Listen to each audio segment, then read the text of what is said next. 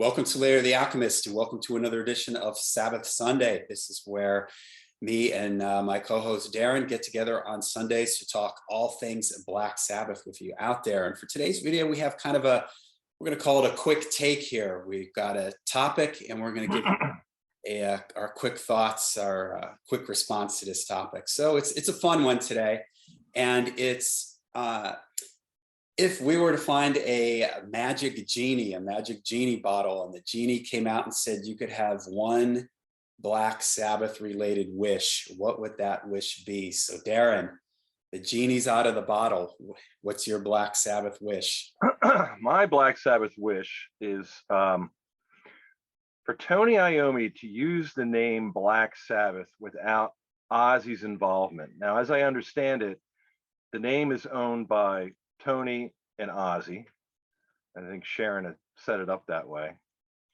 I could be mistaken, but it seems like that would be something she would do. But I would like Ozzy to get away from Sabbath at this point. I think that when we discussed 13, both of us, and also the people that commented in the video, noted that it wasn't a very good album to go out on. Now, it could be a do-over, but at this point, I don't think it's, number one, I don't think it's going to happen. And if it did, I don't think it'd be that much better. I just don't think there's any gas in the tank anymore. But I do think that Tony still has some riffs left in him. And I'd like him to either pair up with Geezer, possibly even Bill, if Bill's up for it. And try out a new singer. Could go with Tony Martin. I don't know. I mean, that might be cool, but I'd kind of like to move ahead with maybe somebody unknown, maybe somebody just completely different, and start a new era of Black Sabbath for as long as it lasts. Or it could just be Tony and a new singer, and call it Black Sabbath. Why not? I mean, I would like to think that there's a way for the music of Black Sabbath to move forward, even if it's without Ozzy or Tony Martin. I mean, I'd like to think that at some point I could look forward to hearing Tony Iommi in a Black Sabbath context. So if there was a genie and it had to be a Black Sabbath, there's a lot of things I would ask for, but if it had to be on a Black Sabbath related topic, I would say, could you please get Tony to have the name Black Sabbath and put together a new Black Sabbath band? Yeah. Better than what we got now, which is virtually nothing. Yeah, So, that's really interesting. And in some ways, for me, if we think about the band Heaven and Hell, I was glad that they didn't call it Black Sabbath, and I was glad that they didn't call it Black Sabbath because when they went out on tour, they would have felt obligated. If it was Black Sabbath, they would have felt obligated to play all the worn out chestnuts like War Pigs and Iron Man and Paranoid and all that stuff. By calling it Heaven and Hell, it allowed them to not have to do that. Heck, they could still, if they wanted, they can do whatever they want, even if it was under the name Black Sabbath. They don't have to play Paranoid and Iron Man every time they go out. And I think if they did I like the idea all right, so backtrack for a second. If they were to get back together, even if it was just Iommi and Tony Martin, I would sort of like to see them follow the same track that they did with Heaven and Hell. Call the band Headless Cross, call it Eternal Idol, whatever you want to call it. Everybody knows what it is, but then you don't have to play all these old Black Sabbath stuff. You can just go out and play stuff from the Tony Martin era. If they did what you described, I would love to, and I've never thought of this until you just mentioned it right now. If they were to find some really good, great, unique, unknown singer, and for them to come out as Black Sabbath with Geezer and Bill, and have this really, the guy would have to be really, really special. It just couldn't be any run-of-the-mill person. And in some ways, it would almost have to be an unknown person. Like it couldn't be Doogie White, who's been in a million No, different bands. It can't no. be Matt Slavin, who's amazing singers, but they've been in a million different bands. It would have to be like, where did you find this guy? Yeah, You know, he had a totally unique voice that brings a whole new dimension to the yeah. Black Sabbath sound. That would be absolutely incredible, almost creating, you know, a new legacy, a new era for the band. That would be absolutely amazing. So I like your idea. I would consider it more or less a reboot. And as far as using the name Black Sabbath, I mean, let's call it what it is. I mean, we can mess around and call it, you know, a song title from one of the albums, but you know, I mean, we know what it is. So let's just go ahead I and agree. I call just it what it is. let's say Tony Martin came back into the band and it was still called Black Sabbath. If at this stage of the game, if Tony Martin comes in and it's called Black Sabbath, I want to hear the majority of the stuff from the Tony Martin era. I don't want Tony Martin to come back into the band and to hear him sing Fairies Wear Boots and Iron Man and Black Sabbath and Paranoid and War Pigs and The Wizard, and you know, where 80% Well, of this live set is older stuff. I would want to hear mostly Tony Martin. Yeah, throw in maybe a couple things sprinkled here and there from the other different eras. But that's what always scares me when it's like the name Black Sabbath has so much baggage to it, and I think these guys feel like, you know, they can't let go of the past. They have to have, even when Martin was in the band and it was the Tony Martin era of the band, they still played a ton of stuff from those earlier eras. And just where I'm at with Black Sabbath right now, I'd like to see them do a reboot, like you just said, and kind of have like some kind of fresh start. And if they want to do the name Black Sabbath, I'm fine with that. But I would almost want them to have, it would be a brave move to go out under the name Black Sabbath and not play anything from the Ozzy era. You know, that would be a real brave statement, but I would applaud them all day long if they did something like that. That would be absolutely awesome for me. I think they could do that, and I think they could get away with it because, well, number one, it would get people talking about the fact that they Mhm. didn't do that. So that would be publicity. So it would draw a lot of attention to the band and the fact that they're not playing these, you know, prerequisite songs, so to speak. Um, and the other thing is, why do they need to? It's been a tradition, I but don't I know. don't think that there's any. I mean, you could say, well, what would a Black Sabbath show be without Paranoid and Iron Man? Well, I don't know. I guess it would be curiously absent, but I mean, it wouldn't be the end of the world. I mean, when Iron Maiden goes out, then here's the other thing. I mean, if I, with this incarnation of Sabbath, this reboot, so to speak, if they were to come out with an album and tour for an album, well, not tour for, Yeah. but we're talking about live performance. I think it's a given that Tony isn't going to play live. So, I mean, I was thinking about it in terms of just a Yeah. studio project. But if we're going to go so far, it's because I mean, we're rubbing the genie lamp here. Um, we're going to go that far. So in a live situation, I mean, you know, Iron Maiden puts out an album, they support their studio album. I mean, that, you know, Yeah. sometimes they'll play the whole thing in its entirety. Yeah. And then they'll move on to, you know, select songs that they want to play. I mean, the band's the boss, I agree. um, you know, at least when they're on stage. And I think that maybe that attitude would serve this band well, to just go out and say, you know what, we're not going to play Children of the Grave, Iron Man, or Paranoid. We'll do some select songs, but maybe some songs that we haven't played in a long time.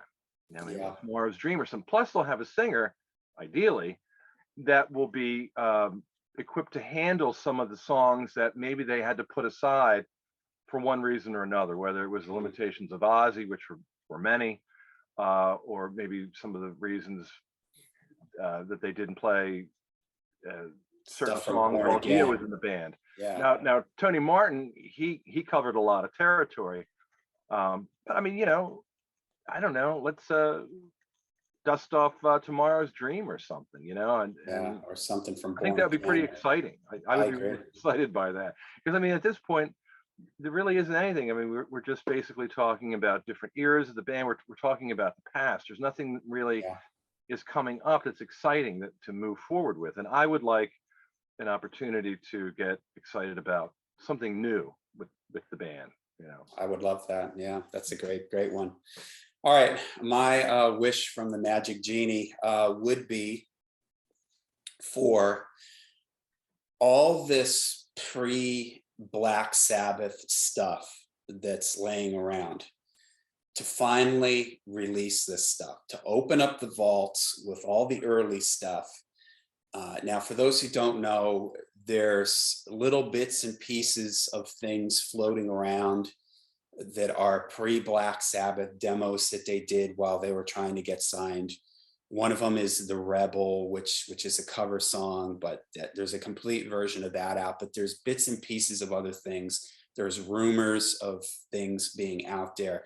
I would love for Tony Iommi. Here's the problem. It seems like Tony Iommi does not have any interest in putting stuff like this out. But I think and not that I think that this stuff is going to show up and it's going to be like, oh my gosh, this is better than Sabotage or Master of Reality. But from a historical perspective, I feel like it needs to be out there. It needs to be out there from the band for them to put it out. Give us a history. I would love a box set, maybe a small box set that's like Sabbath, the early years or something like that, you know, the embryo Archives or Sabbath archives, right? Like a box set, Sabbath archives, that puts together all this old stuff that they have, maybe even some of these live recordings. There's some well circulated live shows from like 69 and stuff before the album, you know, before the first album came out. Put this stuff out there, give us some good liner notes, give us the history behind it. The fans will be understanding if the quality of it isn't that great. The fans will understand if it doesn't sound like the Black Sabbath that showed up on the first Black Sabbath record. But I think it's an important part of their history. It needs to be documented. It needs to be done right. Put it in one place. Call it what it is. You don't need to feel like you're tricking people or anything. Put it out there. Call it what it is. And give us a nice maybe booklet with it, with history behind it. Tell us what these songs are, what they're about. Let's get it down. I don't think it's ever going to happen. My fear is that, that's why I'm asking the Genie to do this. My fear is that Tony Iommi, God forbid, is going to pass away, or something's going to happen where this stuff is just going to permanently be stuck in limbo, or somewhere down the road it will get leaked and, you know, it'll be of real awful quality. Why not put this stuff out? You know, even like those Jeff Nichols rehearsal tapes, you know, create that was a great title, the Sabbath Archives. Create a series if you want, yeah, where it's just like part 1 and 2 or shows like, okay, because I just have a feeling that there is stuff sitting around like those Jeff Nichols tapes. For those who don't know out there, Jeff Nichols, keyboard player with Black Sabbath, came in at the Heaven and Hell period. He was there playing bass sometimes, playing keyboards. Geezer was in and out during the Heaven and Hell period for personal reasons. And apparently he was running a tape deck and recording everything that or some of the stuff that they were doing. And very briefly on YouTube popped up a rehearsal of them rehearsing a song that didn't land up on the Heaven and Hell album. Was it the greatest song in the world? No, but from a historical archival perspective, I feel like these things should be put out there. They should be, you know, cleaned up. Do whatever you got to do with them. Make it official. Give us the story behind it so we can have this history of so the history of Black Sabbath can be properly preserved. And who knows what else is out there. I wouldn't be surprised if there's stuff out there. It seems like Iommi is really reluctant to put these things out, but my thing is why? You're willing to put out 6 takes of Wheels of Confusion with you guys making mistakes and starting and stopping. What's to hurt to put out some rough demo that you guys did before you got signed? I mean, yeah, please give this to us. It's like, in some ways, it's almost like a holy grail for Sabbath fans. We've heard little snippets of some of these things, throughout time. So we know these things are out there. We know somebody has this somewhere. And we know that Sharon is someone who collects the history of Sabbath. There's been some 68, 69 shows that have popped up. They're low quality, but she snatched them up, she has them in her possession. So we know this stuff is out there. Please, put it out there for us fans.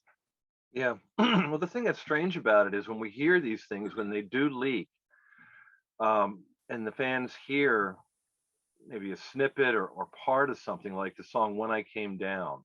Yeah. We've heard it. There's a couple versions, but neither one is the complete version.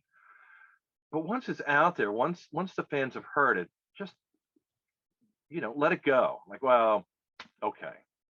I mean, I could see uh, I could see guarding things that haven't been released or haven't leaked, and you don't, well, for whatever reason. I mean, maybe they just don't like the way that they sound on it. Maybe they don't like the way that, maybe they don't want it to tarnish. Like if it's a rehearsal version of Children of the Sea or something with Ozzy singing, maybe they don't want anything to tarnish the legacy of the song by having it out there. But if it should leak and people hear it and they start talking about it, and in places online like Blabbermouth or Brave Words and Bloody Knuckles, and they start putting these YouTube clips and people hear it, well, at that point, you might as well just let it go. Yeah, it's out of the You know, bag. It's cut your losses and just let it go. And then maybe if it's that concerning, be careful about the potential of something else coming out. Do whatever you need to do to make sure that you keep all the other things that you don't want to surface, keep them safe. But in the event that something does come out, well, let it go. It was almost like cruel to like with well, especially that I really like When I Came Down. I think it's a really cool, it's a cool Sabbath, it's an early Sabbath song. Um, and there's a couple different versions. There's not a complete version of it, but what we've heard, let's hear the rest of it. We've heard most of it. What's the harm in hearing the whole thing? yeah. Uh, and with the Jeff Nichols tapes, I mean, we heard that song. It was out for like what, a couple weeks, something like that, and then they snatched it back, and it was taken down everywhere, and it's almost kind of a little bit disrespectful to the fans. It's almost like treating them like children or something. Like, no, you can't have this. But I can see something that's in possession of the band members, and it doesn't necessarily. The fans don't have they don't have a right to the things that a band member may have in a shoebox in their closet. Yeah. But I think, in fairness to the fans, once something comes out, I think you should just go ahead and let it go. Well, and I think again, like I said, where this band is at, where these guys are at in their lives, I think it's important for them to document these things, because who knows, where anybody's going to be 5, 10, 15 years from now. So put these things out, get it out there for the fans. Again, it's almost like a archaeological, historical thing, and people will, I can sort of understand the Jeff Nichols tapes. Those were pretty rough. It just sounds like somebody with one of those old-fashioned tape recorders. Those Yeah. sound pretty rough. But like these early demos and stuff, just get it out there. It's the same thing with the video footage that they might be sitting on. We've Yeah. discussed that, I think, either here or Oh, I on the know. podcast. There's all this video footage, and California Jam, Don Kirshner, put it together. Give us whatever you got and put it together. Exactly. There's that Technical Ecstasy show that's sitting in limbo. Pro I Shot sent. Technical Ecstasy Tour show, but get these things, archive them, and, just fans will understand. There isn't going to be this, we're way past the point of this isn't 1984 where somebody goes like, oh, I've heard of Black Sabbath, I want to check them out. And they walk into a store and just grab a record from the rack. It doesn't happen like that anymore. So you don't have to worry about somebody grabbing the Black Sabbath archives, as we've dubbed them, and thinking that, oh, gee, this doesn't sound very good. I thought that they were a different bit. You know what I mean? It's like we're Yeah. No. way past that. point now. Well Anybody beyond who's going that. to buy this is going to be a fan. It's going to be a hardcore fan. You know, you're so just I agree, man. Just let it go. And maybe again, we're being sort of selfish as fans, but I like the way, like for instance, Frank Zappa. You know, Yeah, now that he's passed, I don't know if these were his specific instructions, but they're going through his archives and they're just releasing a couple releases a year, live yeah, shows, studio outtakes. I mean, Frank was a maniac about recording everything that they did, and he lived in the studio, so there's probably a lifetime's worth of stuff there. But put this stuff out. You know, we live in the age of the internet now. You know, Metallica records all their shows. At least they used to, and they used to put it up on their yeah. Metallica Live thing, and it's there. If somebody wants to buy it, you can download it for $5, $10, whatever. It's there for the fans, and I think that this stuff is historically important. You know, it's like finding some rough draft of the Constitution or something. You know, it's like, yeah, it's not the one that they used, and there's spelling errors on it, and they've got stuff scratched out on it, but it's a rough draft of the Constitution. You want to frame it, you want to let people look at it, and you understand the historical importance of it. And that's the way I look at this early Sabbath stuff. It's like it's so important to the history of Black Sabbath, to the history of heavy metal and hard rock, that we, you know, this stuff should be properly archived and put out there for the fans. I think last week I sent you that clip, that short clip that I Yeah. found from the Live Live Evil. Evil concert. Yeah, Mhm. that was almost like torture watching that, because it's you could, it isn't edited, but there's a couple different camera angles, and watching it, I think it was like 4 minutes or something like that, but it was pro shot.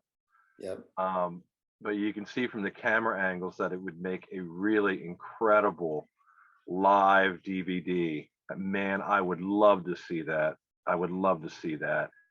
And the fact that it's there sitting somewhere drives me crazy. It's like, why won't you put that together? I mean, at the very least, you're gonna make money from it. Yeah. But as an aside, I mean, you're gonna make a lot of, you know, a lot of Black Sabbath fans really happy. It's gonna be something really, really cool to have. And especially now that Dio isn't with us anymore. You know, Yep. it's a great tribute to his legacy in Sabbath, and it would really be great to have that. And there's no harm in it, you know, unless of course there's something where it, by not duplicating it or by not putting the effort into putting it together, that, you know, you're going to keep it out of the hands of somebody who doesn't deserve to reap benefits from it being released. Well, then, Yeah. okay, I guess I get that, but that'd be nice to hear the reasons why. I mean, obviously, it was, from what we can see with the different camera angles, the intention, and Dio references it in the on the record. He says it was being filmed live, so it was the intention to put it out in some capacity. I guess at that point, maybe in theaters, like a black and blue kind of a thing, or maybe for a home video VHS. I'm not sure where we were with the technology in 1982, but it was intended to be released to the public, Mhm. and then for whatever reason it was shelved, and all this footage is now locked up somewhere. I don't even know how it got released. I don't know Yeah. how it leaked, but man, I saw that. I was like, wow, this is awesome. And Yeah.